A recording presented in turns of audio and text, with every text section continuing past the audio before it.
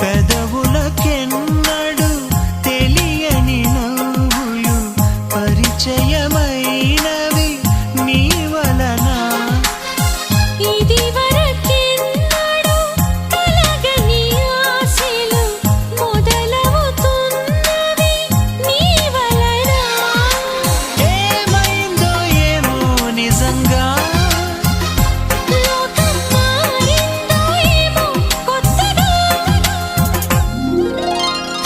ఏ చోట నువ్వున్నా నీ వెంట వస్తున్నా మనసు నిలవనంటే ఎలా పను.